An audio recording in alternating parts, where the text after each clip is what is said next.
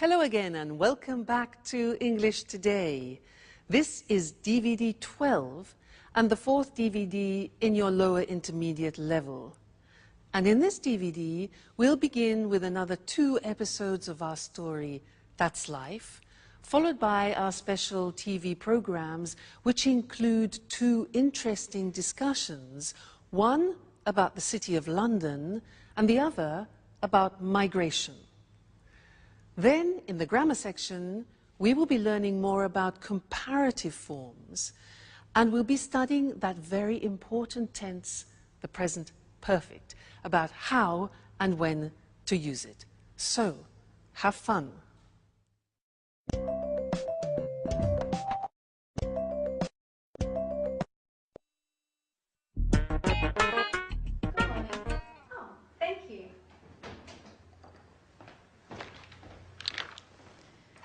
There's a telegram for you. Oh, for me? I wonder who it's from. Oh, it's from Italy.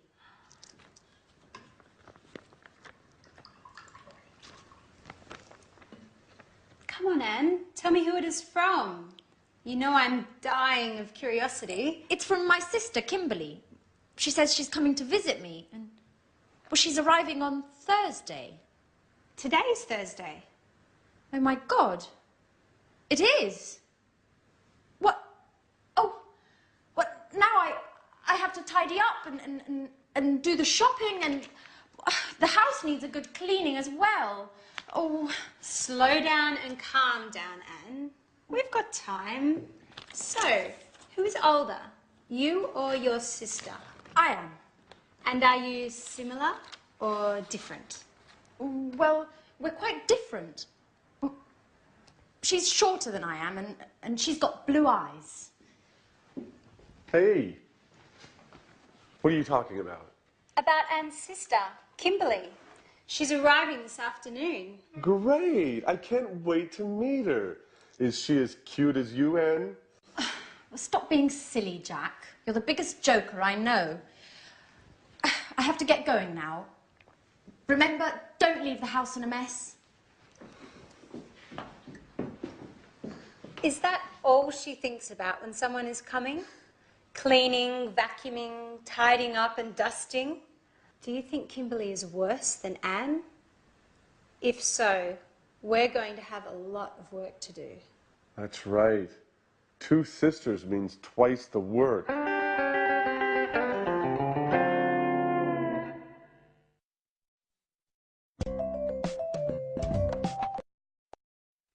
Hello again and welcome back for another English lesson on your live TV program. Now, in that episode which you just saw, we learned that Anne has a sister called Kimberly, and that Anne is older than Kimberly, and Kimberly is shorter than Anne. And Jack asked, is she as cute as Anne?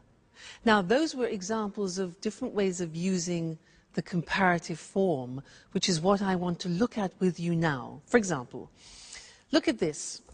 This is one book, this is another. They're not the same.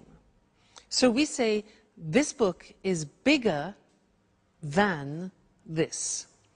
This book is smaller than this book. Okay, they're not the same. 2 more examples. We have 2 pens.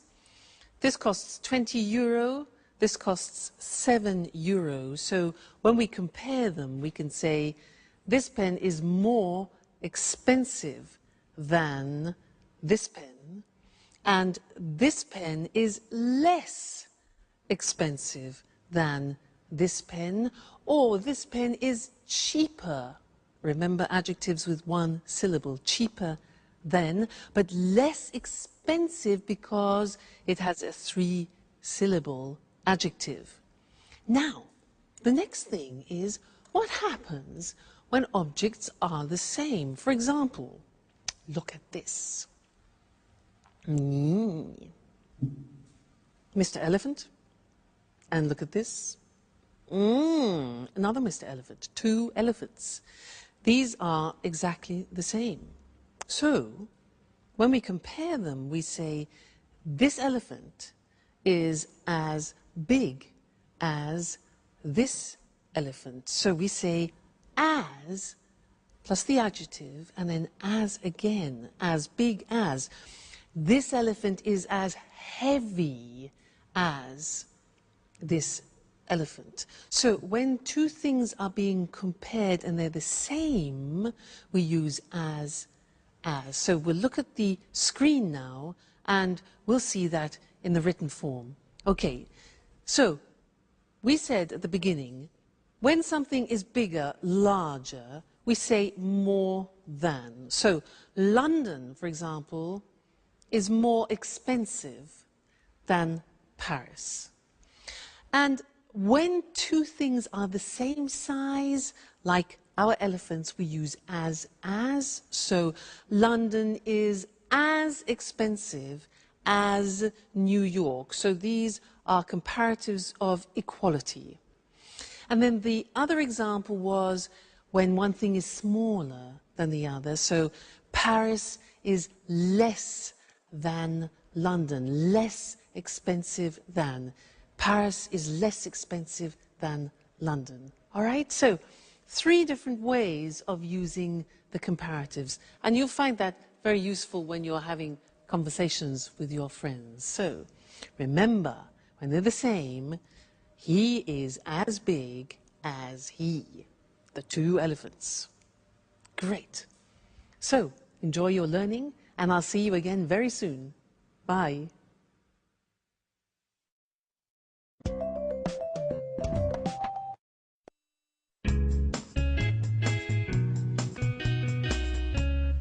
Hi, Anne.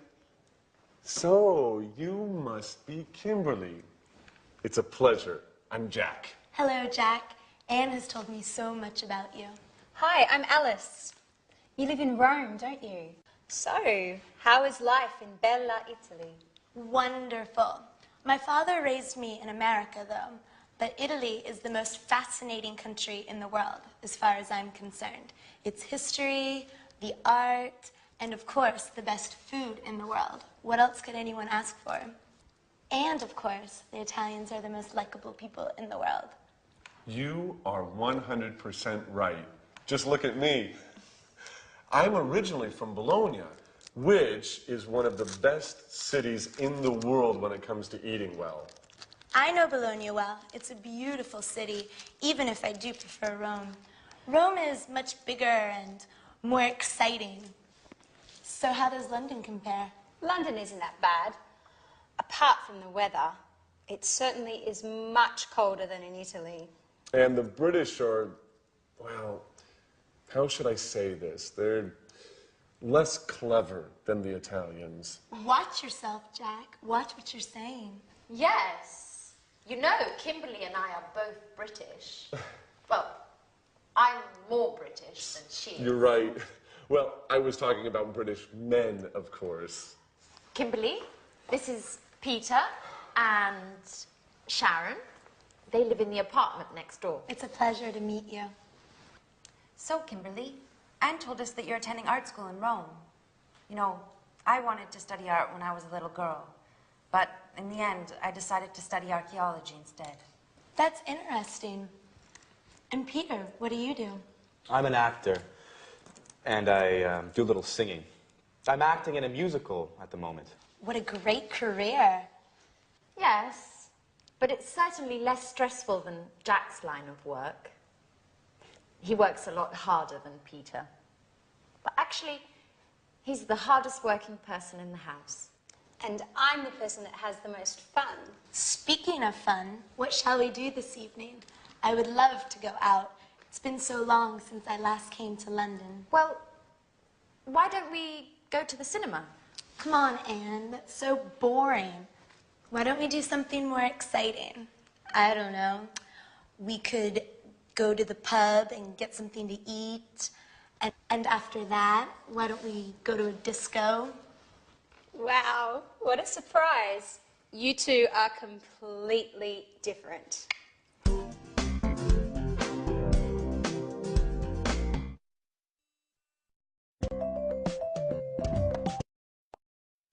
Hello again and welcome back. Did you hear what Jack said? He said the British are less clever than the Italians. Well, I'm not sure I agree with that. But anyway, I want to do some revision of the comparatives and the superlatives with you. Now, do you remember that in order to formulate the comparative and superlative, you have to look closely at the adjective?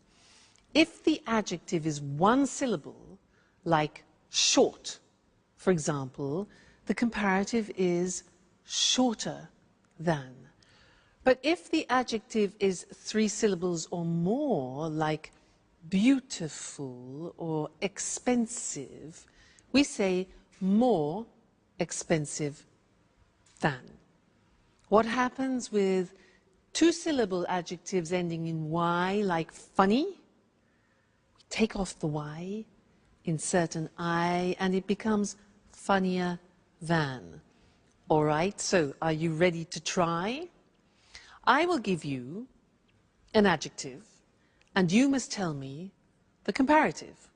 Okay? So, cold. Colder than. Great. One syllable. Next, good. Gooder than. No. An exception. Good. Better. Do you remember those exceptions? Very important. Don't forget, good is an exception. Good, better than.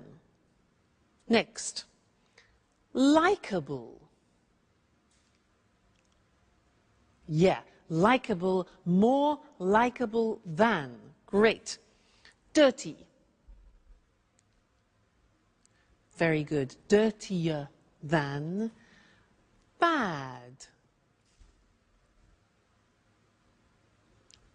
Yes, worse. Remember, it's an exception. Bad, worse than. Very good. Next one, far. It's another exception. Farther than. Okay. Hard. Harder than. One syllable. Difficult. More difficult than. Great. Now, superlatives. I'm going to give you an adjective and you give me the superlative. So, tasty. It's the tastiest. Okay, the tastiest. Remember, with the superlative, you put the in front of it. Next one. Beautiful. Three syllables. The. Yeah, the most beautiful. Great. Next one, good. The best. Wonderful. Yes, it's an exception. Great. The best. Next one, high. The highest. Great. Noisy. The noisiest. Bad. The worst. Very, very good. And one more, large. The largest.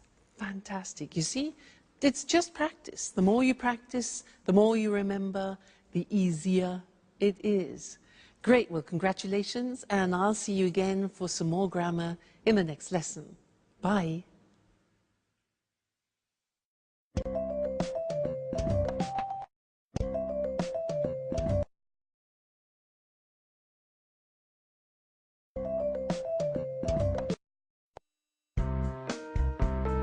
Have you finished yet?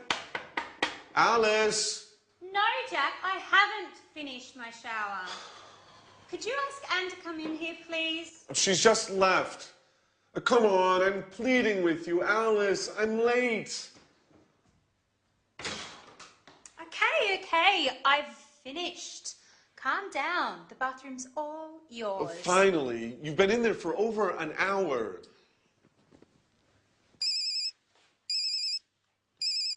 Yes? Yes, this is Jack. No, I haven't seen John since yesterday. Why? Oh, the report. Yes. No, I haven't finished it yet.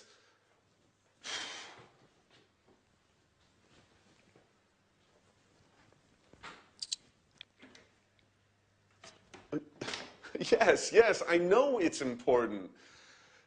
Anyway, I've already started writing it. Yes, I'll send it to you as soon as it's finished. Excuse me? Listen, I'll call you later. Okay.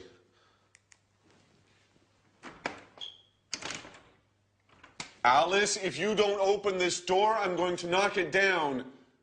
Actually, it's Kimberly. I've just come in. Is everything okay, Jack? Yes. No. I've been waiting to use the bathroom for over an hour. I must get to the office. Okay, Jack. It's all yours. I'll use the bathroom later. Thanks, Kimberly. That's very kind of you. Sorry.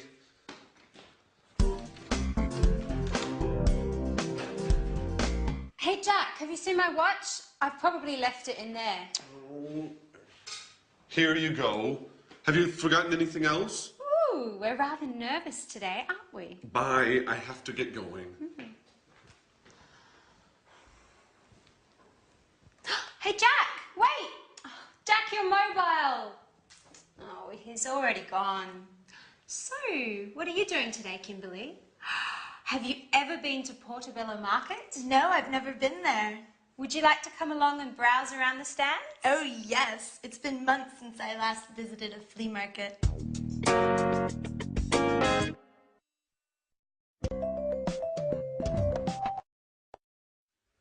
Well, Jack is becoming more and more Italian, don't you think? Now, in that last episode, our friends were using a new tense which we haven't yet studied together, and I want to look at now. Let me give you some examples of what they said. Alice said, I haven't finished my shower. Jack said, she's just left. He also said, you've been in there for more than an hour. Alice asked, have you seen my watch? And then Alice also asked Kimberly, have you ever been to Portobello Market? And Kimberly said, no, I've never been there. Now, these are all examples of the present perfect tense, very important tense in English, which I want to look at with you now. At the moment, we want to look just at the construction of the present perfect. Now, as from the examples you heard, I was using the auxiliary have and has, followed by what we call the past participle. Now, let me just explain the past participle. Let's take some regular verbs. Live, the past tense of live is lived, and the past participle is also lived. So in the verb paradigm, it's live, lived, lived. And that's the same for all regular verbs, so that's easy. Watch, watched, watched. Start, started, started. So the third column is our past participle. Now things change in the irregular verbs. Let's look at an example. Go. The past tense of go is went, and the past participle is gone. Go, went, gone. You see it changes. Another example, begin, past tense began, and then begun, the past participle. Fly, flew, flown, past participle. Now here, like the past tense, you have to memorize them by heart. That's the only way. So in the verb paradigm, you need the third column in order to construct the present perfect tense. Let's look at some positive sentences. I've paid. Now, we contract I have into I've, as we always do in English. I've paid. Pay, paid, paid. You've forgotten. You have forgotten. Forget, forgot, forgotten. She's left. She has left. Be careful, because you see the abbreviation is she's. It's not the verb is, it's has. She's left. Leave, left, left, okay? He's arrived. It's finished, contraction always. We've won, win, won, won. You've understood, understand, understood, understood, and they've changed. Negative form is easy. The auxiliary goes into the negative haven't or hasn't. Look at the examples. I haven't found it. And he hasn't seen it. See, saw, seen, past participle, okay? Question form, you invert the auxiliary, the subject, as always. So, have you eaten? Eat, ate, eaten. And has she moved? Okay, so these are the examples of how you formulate the present perfect. Now, in the next lesson, we're going to look at when we use the present perfect, which is a little bit more tricky. But now let's go back and see what's happening to our friends. Jack arrives home and he's very tired. Let's go and join them. Bye.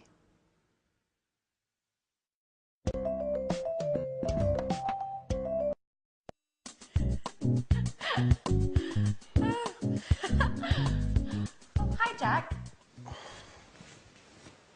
Oh, what's the matter? You look awful. I'm a wreck. And I've lost my mobile. No. Alice told me you forgot it when you left the apartment this morning. That's where it is. I've looked everywhere. I must admit, I've been a little distracted lately. I guess I need some rest. You know, I haven't had a holiday since they transferred me to London. Oh. Okay, well, relax a little now. Kimberly is showing me some photos of a party they had at university last month. I've never seen such funny photos. Hey, this is a picture of the Faculty of Economics. I've been there for a seminar. Really? When did you attend that? Well, I was only there for 4 days, but it was really interesting. Hey guys, I've just got off the phone to Peter and he wants to know if they can come over in a bit. He wants us to convince Sharon to move to Japan with him. She hasn't decided yet if she wants to go. To Japan? It's a great country. Have you ever been there? No. And to tell you the truth, I'm not really interested in going. Why do you say that, Jack? You're right, Kimberly. Japan is a fascinating country. I haven't been since 1995. Who knows what has changed since then? Do you mind if I go to my room? Today was awful. I'm dead tired and I haven't had anything to eat. Please tell Sharon and Peter, please give Sharon and Peter my regards. I'm really not in the mood to chat this evening.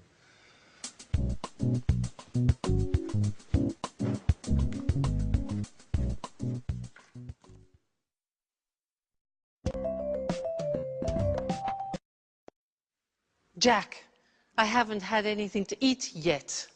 That's just an excuse. But it's interesting for us because he used the present perfect with yet. I haven't had anything to eat yet. And in this lesson, I want to help you understand when we use the present perfect. Okay? Now, remember when we studied the past tense, I gave you an acronym, this, oil, way, on, in, last, when, ago, yesterday, because we use the simple past with definite time in the past. Well, I have another acronym for you to help you with the present perfect, and here it is. Genie. Now, these represent time words which are indefinite. They describe indefinite time. So can you guess what they are? J. J is just. I have just seen him means like 2 seconds ago, just now, recently. Just. This one here. England? Used in questions, it's ever. Okay, so have you ever been to England? Ever means sometime in your life. All right, so ever. Next one, A. I've already seen it. Already means something that you have done. It's something that is finished in the past. I've already seen it. Okay? This one here is the opposite of this. Ever, never. Good. I have never been to England. Just, ever, already, never. And this one, that's what Jack said. I haven't eaten yet. Yet means an action which hasn't been completed. So yet. I want to look at these on the screen with you now and see where we put them in the sentence, because that's important. Just, ever, already, never, yet. There they are. You see them written. Just, ever, already, never, yet. So, they are indefinite time words. Look at them in the sentence. I've just come. Do you notice where it is? It's before the past participle. After the auxiliary, before the past participle. I've just come. Second example, have you ever been there? Ever is before the past participle. Great. He's already gone. It's before the past participle. And I've never seen them before the past participle seen. So just, ever, already, and never are before the past participle. Look at the last one. I haven't finished yet. Notice that yet is the exception and it comes after the past participle. So you need to remember that. Yet is the exception. All right, so try and learn this. Just, ever, already, never, yet. When you're in the bath, just repeat it. Just, ever, already, never, yet, present perfect. All right, it will really help you when you're in conversation. And don't worry, we haven't finished with the present perfect. We will be saying other things about it in the future. So, happy memorizing. And I'll see you again soon. Bye.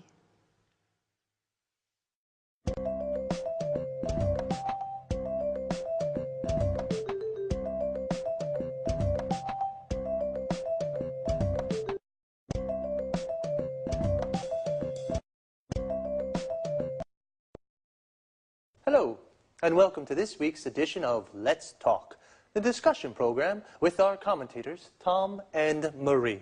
Good evening, everyone. Good evening. Oh, Tom, you went to London last week, didn't you? You told me you had a meeting with an important businessman. Yes, I did.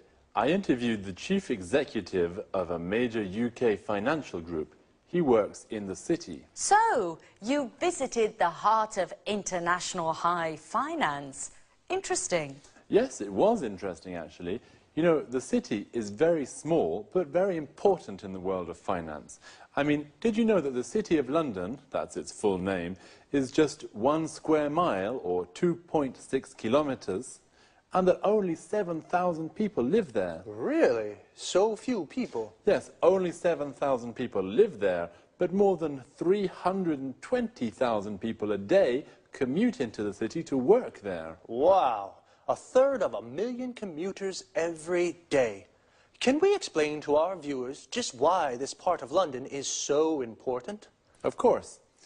The city is a global financial centre with hundreds of banks, financial exchanges, insurance companies and investment companies. You know, there are more than 500 companies in the city. That's right. And it also has several important commodity markets. The city's the place to buy commodities such as oil, gold and silver. In the city, people carry out all kinds of financial transactions. They borrow money, save money, invest money, buy and sell commodities, buy and sell insurance for all kinds of things, from oil tankers to skyscrapers. Exactly, Marie. Together with Tokyo and New York, the city is one of the world's most important financial centers. It's situated between the time zones of Asia and America. In fact, offices in the city don't have just one clock, they have at least 4 with clocks showing the time for Tokyo, Zurich and New York. So, the city is open for business 24 hours a day. Well, do only people from the world of finance work there? Oh, no. Lots of other highly skilled people work there. For example, many lawyers, accountants and computer experts work there. They help the banks and insurance companies to work smoothly. It's worth remembering, too, that the city is a beautiful place to visit. It can be ultra-modern and medieval at the same time. There are some beautiful old buildings, especially the churches, and some innovative new buildings such as the Lloyd's Insurance Building and the Swiss Re Building, or the Gherkin as it's now known. But remember, don't visit the city at weekends. There's nobody there, and most of the shops and pubs are closed. Thank you for that tip. Well, the city is the financial heart of the UK. And perhaps of Europe. But it is also an interesting place to visit with many interesting buildings. Thanks to our commentators. Goodbye. Goodbye. Goodbye, everyone. And see you again soon for our next interesting appointment with Let's Talk. So, the City of London is the financial heart of the UK, the heart of international high finance. We say a thing or a place is the heart of something, we mean it is the center. Well, the City of London is very important. 320,000 people commute every day to work there. To commute means to travel regularly from work to home to work. Usually, the distance is quite far. A person who does this is called a commuter. The city is important because it's full of financial institutions. For example, insurance companies. These are companies that insure people or property. This means they guarantee against loss or damage. Now, most people have car insurance. You pay your car insurance every year, and if you have an accident, your insurance company pays for the damages. Hopefully. Going back to the city. There are investment companies, companies that buy shares of other companies to make a profit. And there are several commodity markets. Several is more than 2, but not many. A commodity is a product that you can buy and sell in large quantities. Coffee, oil, gold are all commodities. The place where you buy and sell commodities is called a commodity market. And of course, there are lots of banks in the city. A bank is an institution that carries out financial transactions. To carry out means to do. Financial transactions are the things you do with money. Some examples are, you can borrow money. To borrow means to take and then to give back later. You can save money. To save means to keep secure. The bank keeps the money for you. You can invest money. To invest means to buy something or put your money into a company to have a financial return.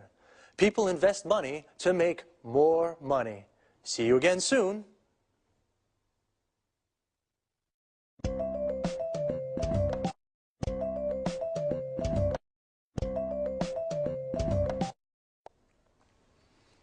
Good evening to all viewers, and welcome to this week's edition of Let's Talk, our discussion program with our expert commentators, Tom and Marie. Good evening, Eric. Good evening. Well, according to the data from the latest European conference on migration, the number of migrants arriving in Europe has increased enormously over the last 5 years. EU politicians are divided on this issue. Some of them believe that migration is a bad thing and causes lots of problems. On the other hand, other politicians maintain that migrants contribute to the developing of the economy. Could I ask what you think about these issues? Well, in my opinion, Migrants don't help our economy. On the contrary, they take jobs from local people and push down pay rates for both unskilled and skilled workers. In fact, migrants are often paid less than the legal minimum wage. I'm afraid I don't agree with you, Marie. Many employers use immigration to plug labour shortages, for example, in agriculture. Farmers employ thousands of Eastern European workers to pick their crops, as they can't find local workers to do the work. Oh, that's true. In addition, there are low birth rates in most European countries, particularly in Spain and Italy. The economies of these countries need more workers, especially for difficult jobs that local people don't want to do. Exactly, and it's important to remember that migrant workers contribute to the economy because they pay taxes. Well, this only happens if migrant works legally. Unfortunately, many migrants come into Europe illegally. You're right, Eric. They come in illegally and they often form an underclass that doesn't have access to healthcare and education. That's why they sometimes get involved in criminal activities. I think some immigration is okay, especially if the immigrants are asylum seekers or refugees who can't return to their home countries. Apart from this, I think European governments should put a stop to immigration. How do you suggest they do this? Well, the EU should do more to help develop the economies of North and West Africa. This would help economic migrants, migrants who come to Europe to work, to stay at home, find a job and develop their local economies. Come on, Marie. Today, the world is a global village. People have always moved around the world. Don't forget, for example, the millions of Europeans who migrated to North America at the beginning of the last century. They experienced the same problems that the Africans are experiencing today. That's right, Tom. Migration is as old as the human race.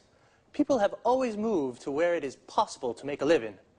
Maybe we should get used to the ideas that our society is becoming more and more multiracial.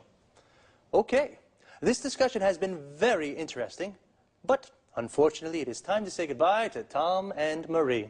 Goodbye, Eric. Goodbye. Goodbye. Goodbye, and see you again soon for our next installment of Let's Talk.